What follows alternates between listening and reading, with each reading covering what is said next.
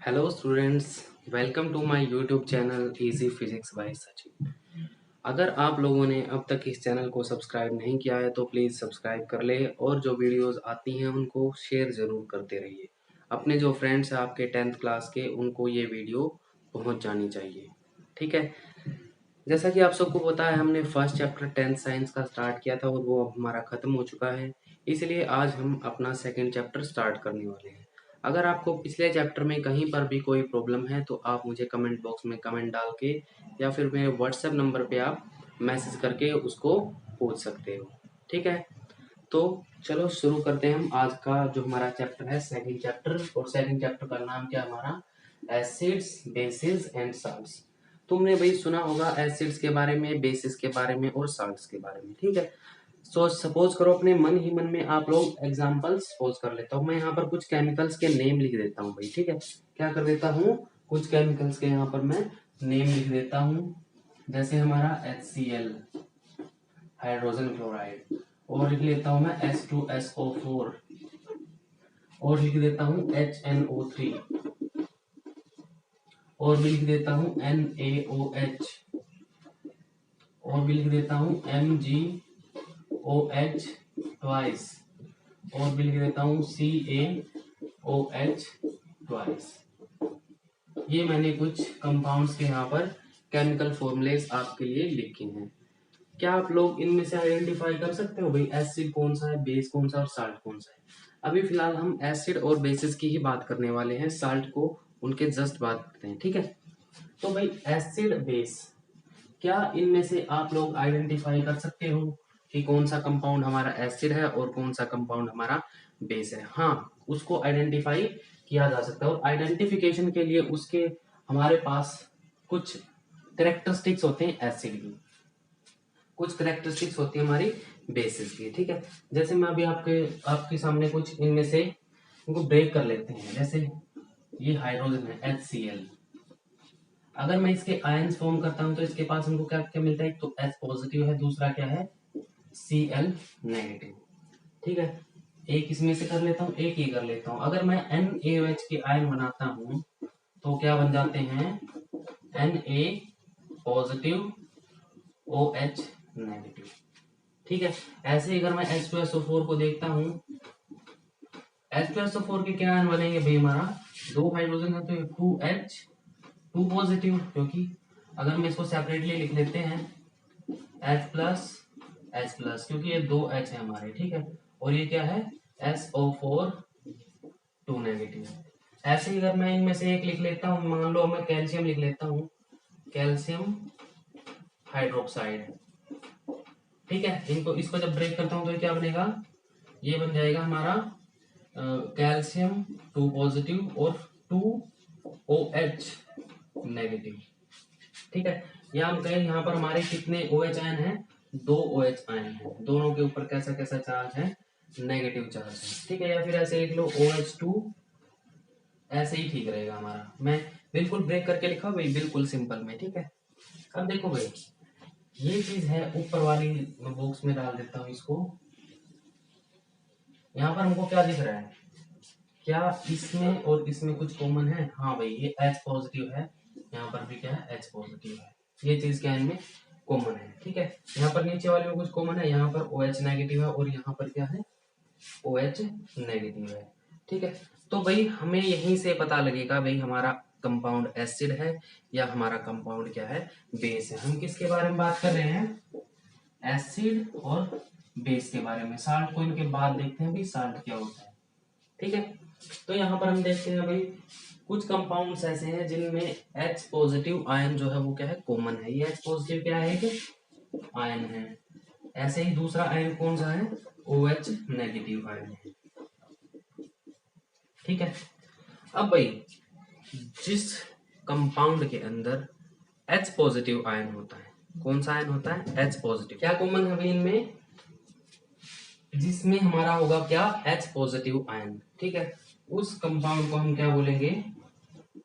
Acid बोलेंगे। ये क्या करेगा भाई? कोई भी एसिड होगा वाटर के अंदर, या हम कहें एक्वस सॉल्यूशन में। एक्वस सॉल्यूशन मतलब किसी का भी वाटर का वाटर के अंदर सॉल्यूशन कौन सा सॉल्यूशन होता है? Aqueous solution. एक्वस सॉल्यूशन में क्या देगा हमको? H पॉजिटिव आयन देगा। क्या देगा? H पॉजिटिव आयन होगा। तो कोई भी एसिड है वो क्या देगा एक्वस सॉल्यूशन में? H पॉजिटिव आयन रिलीज करेगा अपने में से। ऐसे ही जिसके पास OH नेगेटिव है वो क्या होगा? हमारा बेस होगा। तो ये हमारे जैसे NaOH है, मैग्नीशियम हाइड्रोक्साइड है, कैल्शियम हाइड्रोक्साइड है, ये सारे के सारे एक्वस सॉल्यूशन में क्या देते हैं भाई? ये देते हैं हमारा OH नेगेटिव आयन। ठीक है, तो एक तो एक्वस सॉल्यूशन में H पॉजिटिव आयन देगा, दूसरा हमारा एक्वस सॉल्यूशन में OH नेगेटिव आयन देगा। तो जो H पॉजिटिव आयन हमारा दे रहा है उसको हम क्या बोलते हैं? एसिड बोलते हैं। और जो हमारा OH नेगेटिव आयन डोनेट करेगा वो क्या होगा? हमारा बेस होगा। तो यहाँ पर तुम देख सकते हो इन सभी में कौन सा आयन है? हमारा H पॉजिटिव आयन है। तो ये हमारे सारे एसिड्स होंगे। और इनके पास कौन सा आयन है? इनके पास है OH नेगेटिव आयन, इसलिए क्या होंगे? हमारे बेस होंगे। क्या होंगे भाई? बेस होंगे। मेरे ख्याल से अगर तुम्हारे पास एसिड या बेस आता है उसको तुम इजीली आइडेंटिफाई कर सकते हो। अब देखो भाई ये HCl है ना, HCl एसिड है और इस एसिड का क्या नाम है? Hydrochloric acid. हाइड्रोक्लोरिक एसिड क्या नाम है? Hydrochloric acid. ऐसे ही H2SO4 है, H2SO4 का क्या नाम है? Sulphuric acid. क्या नाम है इसका? Sulphuric acid. ठीक है, ऐसे ही हमारा क्या है? HNO3 है और HNO3 क्या है हमारा? निट्रिक या फिर नाइट्रिक एसिड। ये इनके क्या है? नेम्स है हमारे। भी इनको याद कर लेना, हम लोग यहाँ से स्क्रीनशॉट ले सकते हैं, इनको याद कर लेना। क्लियर है? ठीक है, अब जो ये NaH है ये क्या हमारा? Sodium hydroxide. Sodium hydroxide. ठीक है, अब ये हाइड्रोक्साइड जो लगा है ना इसके साथ, ये इस OH के लिए है। किसके लिए है? OH के लिए। तो OH आयन जो होता है वो कौन सा आयन होता है? Hydroxide ion. ठीक है, और जो H पॉजिटिव है वो कौन सा होता है? Hydrogen ion. ठीक है, तो एसिड क्या करेगा? हाइड्रोजन आयन डोनेट करेगा। और बेस क्या करेगा? बेस करेगा भी हमारा हाइड्रोक्साइड। अब भाई हम इन एसिड्स और बेसिस की कुछ कैरेक्टरिस्टिक्स हैं उनको स्टडी करते हैं। ठीक है, मैं इसको इरेज कर देता हूँ। एसिड्स और बेसिस की कैरेक्टरिस्टिक्स पढ़ने से पहले हम कुछ और टर्म्स पढ़ते हैं, जैसे इंडिकेटर्स। क्या स्टूडेंट्स? इंडिकेटर्स। इंडिकेटर्स वो सब्सटेंसेस होते हैं जो हमको एसिड और बेस में आइडेंटिफाई करने में हेल्प करते हैं। क्या करते हैं भाई? Helps in identifying acids and bases. Acid और बेस को आइडेंटिफाई करने के लिए क्या यूज करते हैं? हम इंडिकेटर्स यूज करते हैं। और जो सबसे अच्छा इंडिकेटर है जो हम नॉर्मली यूज कर लेते हैं वो हमारा लिटमस पेपर। क्या है? Litmus paper. देखो जो लिटमस पेपर है वो क्या होता है? पर्पल डाई होती है। डाई मतलब जो कलरिंग सब्सटेंस होता है, पर्पल डाई होती है जो किस में से निकाली जाती है? तुमने भाई एक 7th क्लास में सिम्बायोटिक रिलेशनशिप में एक माइक्रो ऑर्गेनिज्म होता है जिसको हम क्या बोलते हैं? लाइकेन। क्या बोलते हैं? लाइकेन। शैवाल बोलते हैं हिंदी में। उस लाइकेन में से पर्पल डाई एक्सट्रैक्ट की जाती है, निकाली जाती है, जिसकी हेल्प से हम क्या करते हैं? लिटमस पेपर बनाते हैं। और लिटमस पेपर हमारा 2 टाइप का होता है, एक तो रेड लिटमस होता है, दूसरा कौन सा लिटमस होता है? ब्लू लिटमस होता है। तो हमारे लिटमस पेपर कितने टाइप्स के होते हैं? 2 टाइप्स के होते हैं। ठीक है, रेड लिटमस के ऊपर और ब्लू लिटमस के ऊपर जो एसिड्स और बेसिस का इफेक्ट है वो क्या होता है? अलग अलग होता है। अगर हम एसिड की बात करें, एसिड, तो वो ब्लू लिटमस को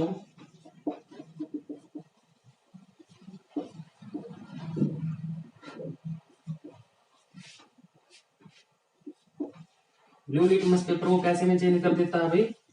रेड में। अगर हमारे पास एक ब्लू लिटमस पेपर है, उसके ऊपर हम क्या डाल देंगे, एसिड डाल दें, तो उसका कलर कैसा चेंज हो जाएगा, रेड चेंज हो जाएगा। और अगर हम बेस की बात करते हैं, बेस की बात करें तो ये रेड लिटमस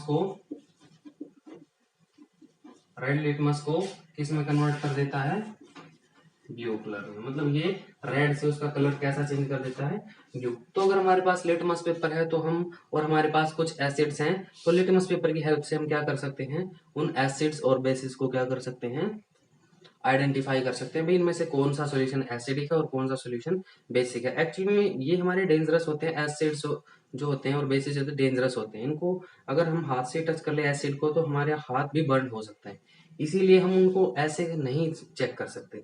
ये है, ठीक है। तो भाई सबसे पहला जो इंडिकेटर है वो कौन सा, हमारा लिटमस पेपर है। लिटमस पेपर से हम एसिड और बेस का इजीली पता लगा सकते हैं। अब ऐसे ही एक लिटमस और होता है हमारा, लिटमस नहीं sorry, indicator turmeric. Turmeric, turmeric का सबको पता है हल्दी। और ये हमारी कैसी इंडिकेटर है भाई, नेचुरल। नेचुरल का मतलब जो उनको नेचर के अंदर ही मिल जाते हैं, ठीक है। टर्मरिक क्या है, टर्मरिक। टर्मरिक का हमको पता है क्या होती है, हल्दी होती है। क्या होती है, हल्दी। अगर हम टर्मरिक का पेस्ट बना लेते हैं और टर्मरिक के ऊपर हम क्या डाल देते हैं, बेस डाल देते हैं, तो जो टर्मरिक का कलर है वो कैसा चेंज हो जाता है, रेड के अंदर चेंज हो जाता है। कैसा चेंज हो जाता है भाई, रेड के अंदर चेंज हो जाता है। और अगर हम यहाँ पर क्या डाल देते हैं, एसिड, तो ये कलर कैसा रहता है, येलो। क्लियर है, I think you got my point. ये हमारे भाई नेचुरल इंडिकेटर्स हैं। कुछ और इंडिकेटर्स होते हैं हमारे सिंथेटिक इंडिकेटर्स। कौन कौन से, synthetic indicators.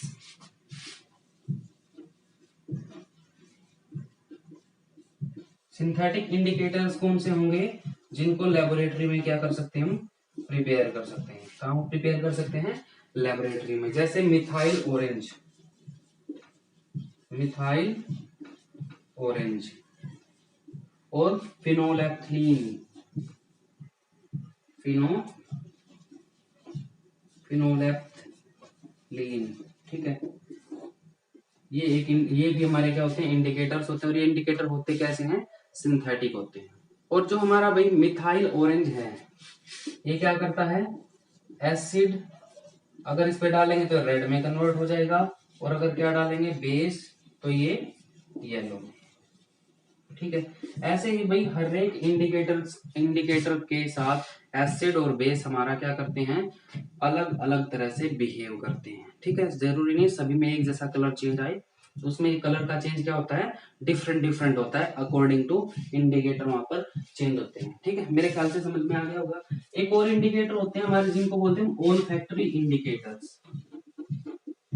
Olfactory indicators,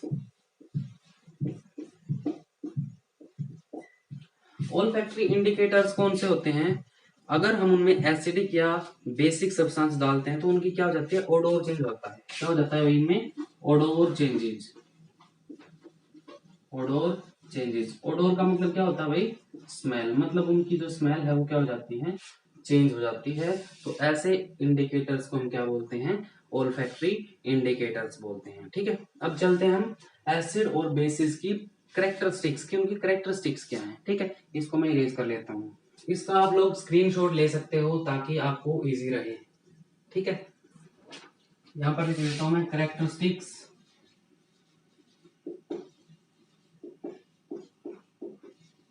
of acids and bases.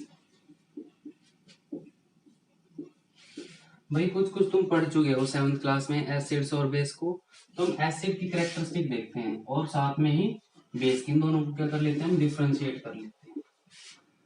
तो भाई जो एसिड है ना, सबसे पहले बात करते हैं उनके टेस्ट की।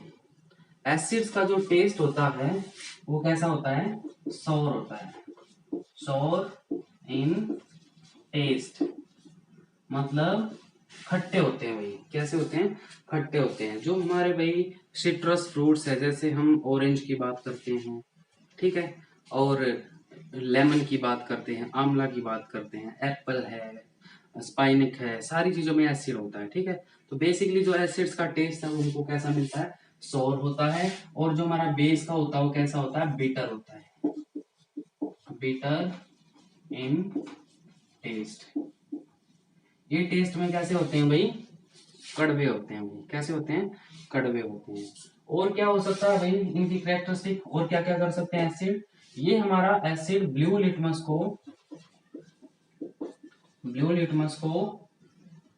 रेड में कन्वर्ट करता है। यहां पर लिख लेता हूं मैं, converts blue litmus into red. और अगर बेस की बात आती है तो ये क्या करता है, converts red litmus into blue.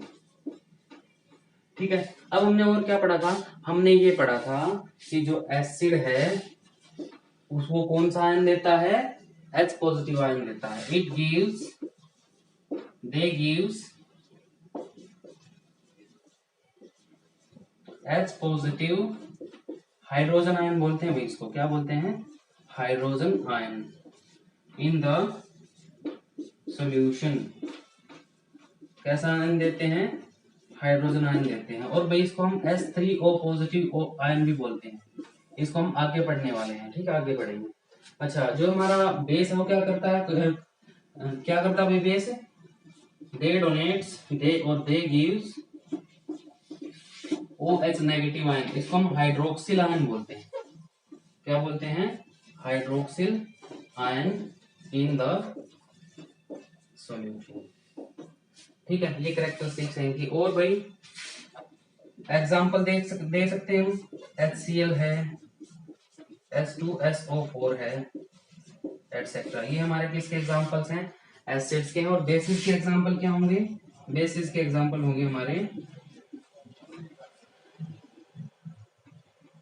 NaOH CaOH twice. ये क्या होंगे, हमारे बेसिस के एग्जांपल्स होंगे। मेरे ख्याल से आप लोग, ये ज्यादा मुश्किल नहीं है, अभी इसको आराम से कर लेना। आप लोग इसका एक स्क्रीनशॉट ले लो ताकि आप लोग नोट्स बना सको साथ के साथ। ठीक है, आई थिंक स्क्रीनशॉट आपने ले लिया होगा। ठीक, अब भाई हमने एक टॉपिक छोड़ दिया ना इसमें, एसिड के बारे में पढ़ लिया, बेस के बारे में पढ़ लिया, साल्ट तो हमारा रह गया, साल्ट रह गया, तो साल्ट पढ़ते हैं। यहीं पे कर लेते हैं इसको, मैं साल्ट, इसको इरेज कर लेता हूँ। साल्ट क्या होता है, हमने एक रिएक्शन पढ़ रखी है, न्यूट्रलाइजेशन रिएक्शन। न्यूट्रलाइजेशन रिएक्शन, इसको हम आगे भी पढ़ेंगे। इसमें होता क्या है, जब भी कोई एसिड किसी बेस के साथ रिएक्शन करता है, ये हमारा एसिड है और ये हमारा बेस है, दोनों आपस में रिएक्ट करते हैं तो क्या फॉर्म करते हैं, एक तो फॉर्म करते हैं सॉल्ट और दूसरा फॉर्म करते हैं वाटर। दो चीजें फॉर्म की थी भाई यहाँ पर, क्या क्या, एक तो वाटर और दूसरा जो कंपाउंड था वो क्या था, हमारा सॉल्ट। तो सॉल्ट है कब बनता है, जब भी हमारा एक एसिड दूसरे एक बेस के साथ क्या करता है, रिएक्ट करता है, तो हमारा क्या फॉर्म होता है, सॉल्ट फॉर्म होता है। ठीक है, तो जो सॉल्ट्स हैं वो क्या होंगे, एक तरह से बाय प्रोडक्ट्स होंगे बिटवीन एसिड, जो हमारी एसिड और बेसिस की रिएक्शन होगी। और भी सॉल्ट हमारे जैसे MgCl2 और जो हमारा CuSO4, ये भी हमारा क्या है, साल्ट सॉल्यूशन ऑफ कॉपर। क्या है, साल्ट सॉल्यूशन ऑफ कॉपर। और ये भी हमारा क्या, किसकी तरह एक्ट करेगा, एक साल्ट की तरह एक्ट करेगा, salt solution of iron. I think मेरे ख्याल से आप लोगों को समझ में आ गया होगा। अच्छा, एक बात और, अगर हमारा जो साल्ट है, साल्ट एक्चुअल में क्या होता है, न्यूट्रल होता है। क्या होता है, ये न्यूट्रल होता है। अगर साल्ट को हम क्या डालते हैं, लिटमस पेपर के ऊपर डालेंगे तो वो उसका कलर पे कोई इफेक्ट नहीं होगा। लिटमस पेपर के कलर के ऊपर कोई भी इफेक्ट साल्ट का नहीं होगा। क्लियर है, मेरे ख्याल से भाई ये समझ में आ गया होगा आपको, और ये ज्यादा मुश्किल भी नहीं है। ठीक है, बिल्कुल नॉर्मल सी बातें हैं। कल हम जो एसिड है और बेस है उनकी जो रिएक्शन है अलग अलग, जैसे मेटल के साथ रिएक्शन है, या फिर एसिड बेस आपस में रिएक्शन करते हैं, कार्बोनेट्स के साथ कैसे रिएक्ट करते हैं एसिड्स और बेस, और साथ में जो हमारा साल्ट जो एसिड्स है और बेसिस है उनकी वजह से हमारी डेली लाइफ में क्या क्या प्रॉब्लम्स हो सकती हैं, वो सारी बहुत सारी चीजें, वो सारी चीजें हम पढ़ने वाले हैं इस चैप्टर में। आज के लिए इतना ही। Thank you, have a nice day. And one thing, please subscribe to this channel और अपने फ्रेंड्स को क्या करते रहिए, इसको शेयर करते रहिए ताकि हम अच्छी अच्छी वीडियोस आपके लिए लेकर आए। ठीक है, thank you, have a nice day, good luck.